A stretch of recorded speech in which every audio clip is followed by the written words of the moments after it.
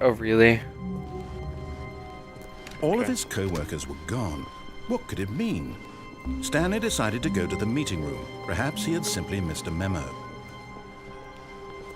This time we will take the right door, but we'll Stanley follow the came to a lift. set of two open. This was not the correct way to the meeting room, and Stanley knew it perfectly well. Perhaps he wanted to stop by the employee lounge first, just to admire it. The lounge was sublime, a work of art.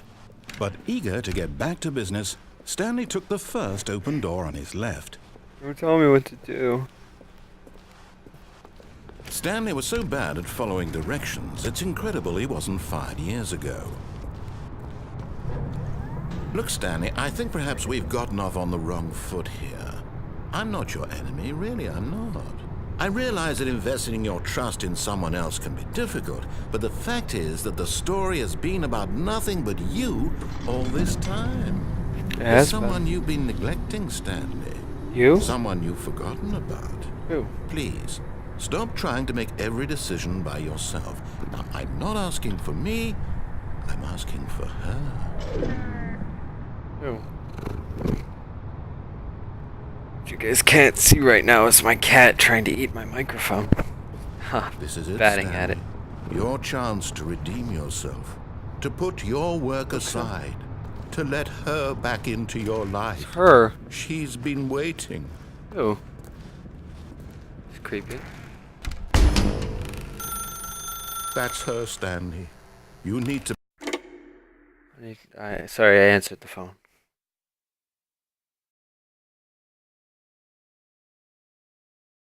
Oh, Stanley, is that you?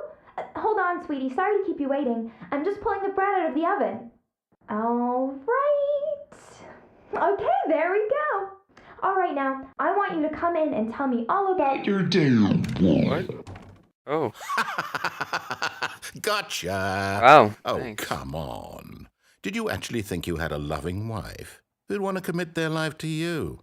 I'm trying to make a point here, Stanley. Wow. I'm trying to get you to see something. Come inside. Let me show you what's really going on here. She's hot. This is a very sad story about the death of a man named Stanley.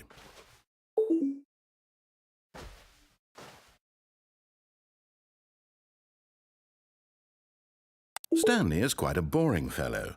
He has a job that demands nothing of him, and every button that he pushes is a reminder of the inconsequential nature of his existence. Look at him there, pushing buttons, doing exactly what he's told to do. Now he's pushing a button. Now he's eating lunch. Now he's going home. Now he's coming back to work. One might even feel sorry for him, except that he's chosen this life.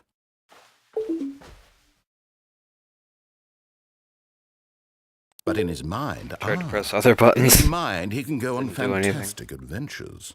From behind his desk, Stanley dreamed of wild expeditions into the unknown, fantastic discoveries of new lands. It was wonderful. And each day that he returned to work was a reminder that none of it would ever happen to him. And so he began to fantasize about his own job. First, he imagined that one day while at work, he stepped up from his desk to realize that all of his co-workers, his boss, everyone in the building had suddenly vanished off the face of the earth. The thought excited him terribly. Press H to spend time with the So boys? Why he not? went further. He imagined that he came to two open doors and that he could go through either. At last, choice. It barely even mattered what lay behind each door. The mere thought that his decisions would mean something was almost too wonderful to behold. It's true. As he wandered through this fantasy world, Whoa. he began to fill it with many possible paths and destinations. Down one path lay an enormous round room with monitors and mind controls. And down another was a yellow line that weaved in many directions, and down another was a game with a baby. And he called it the Stanley Parable. It was such a wonderful fantasy, and so in his head he relived it again and then again and again, over and over, wishing beyond hope that it would never end, that he might always feel this free. Surely there's an answer down some new path, mustn't there be? Perhaps if he played just one more time.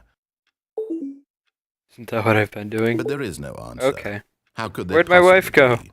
In reality, all he's doing is pushing the same buttons he always has. Nothing has changed. The longer he spends here, the more invested he gets, the more he forgets which life is the real one.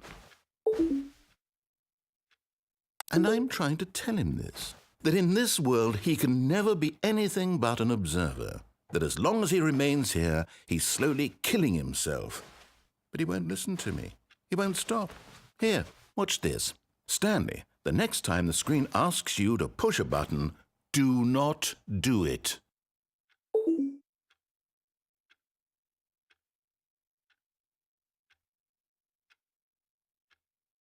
Tell me what You to see? do. Can he just not hear me? How can I tell him in a way that he'll understand that every second he remains here, he's electing to kill himself? How can I get him to wanna see kill what I myself. see? How can I make him look at himself?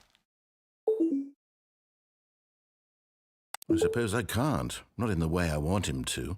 But I don't make the rules. I simply play to my intended purpose, the same as Stanley. We're not so different, I suppose.